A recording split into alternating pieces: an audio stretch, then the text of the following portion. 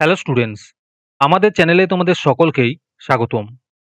আজকের ক্লাসে আমরা ক্লাস 8-এর রায় ও মার্টিন 2024 প্রশ্নবিচিত্রার ভূগোলের সেকেন্ড ইউনিট টেস্টের 1 নম্বর স্কুলের প্রশ্নোত্তরগুলি করব। আর তোমরা যদি আমাদের চ্যানেলে নতুন হয়ে থাকো তাহলে চ্যানেলটিকে সাবস্ক্রাইব করে পাশে থাকা বেল আইকনটি অলে প্রেস করে রেখো। তাহলে পরে ক্লাসের ভিডিওগুলি আমি আপলোড করলেই তোমাদের কাছে নোটিফিকেশন পৌঁছে যাবে। তাহলে শুরু করা যাক। 1 নম্বর স্কুলের প্রথমে আছে সঠিক উত্তরটি নির্বাচন করে লেখো। 1 নম্বর প্রশ্ন হলো, পৃথিবীর বৃহত্তম চিরহরিত অরণ্য হলো, এর উত্তর হবে সেলভা।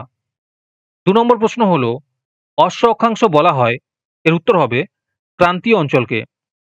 3 নম্বর প্রশ্ন হলো, লা প্লাটা নদী যে নদীগুলির মিলিত রূপ তারা হলো, এর উত্তর হবে পারানা, প্যারাগুয়ে ও উরুগুয়ে।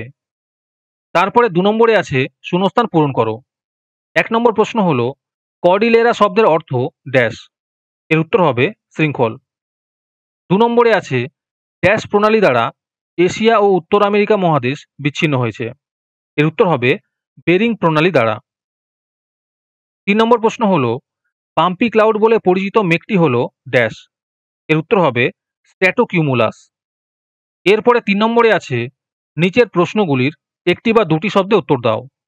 1 নম্বর প্রশ্ন হলো, সেন্ট লরেন্স নদীর উৎস কি, এর উত্তর হবে অন্টারিও হ্রদ।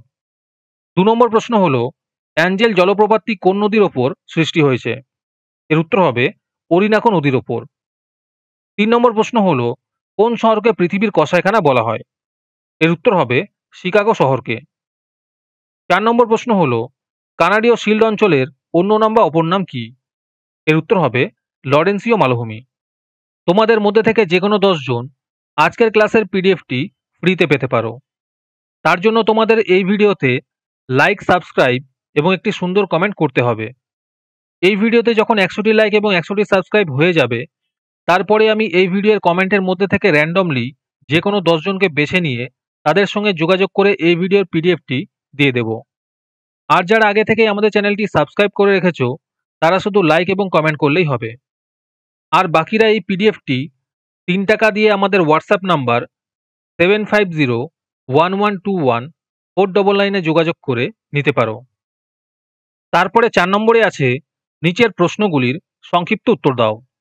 এই প্রশ্নোত্তরগুলি আমি তোমাদের দেখিয়ে দিচ্ছি, তোমরা দেখে দেখে নোট ডাউন করে নিও। 1 নম্বর প্রশ্ন হলো, কানাডীয় শিল্ড অঞ্চলে অনেক হ্রদ সৃষ্টি হয়েছে কেন? 2 নম্বর প্রশ্ন হলো, আপেক্ষিক আর্দ্রতা কাকে বলে?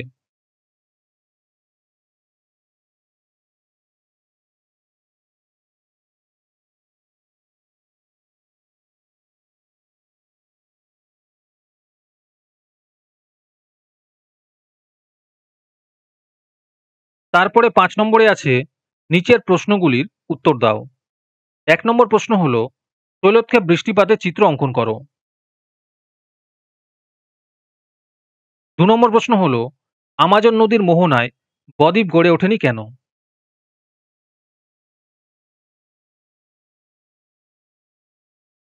2 এর অথবাতে আছে পৃথিবীর ফুসফুস বলা হয় কোন অরণ্য অঞ্চলকে, আর তার সাথে আছে চাঁদোয়া বলতে কি বোঝো?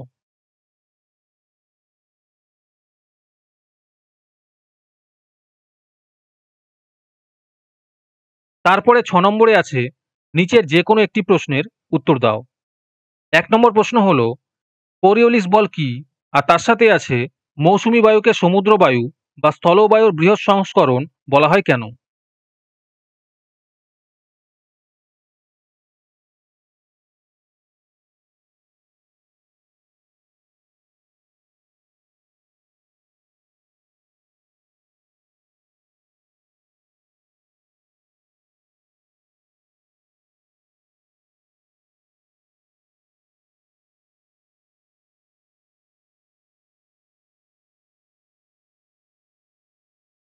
2 নম্বর প্রশ্ন হলো, বায়ুচাপ বলয়ের অবস্থান পরিবর্তনের চিত্রটি অঙ্কন করো।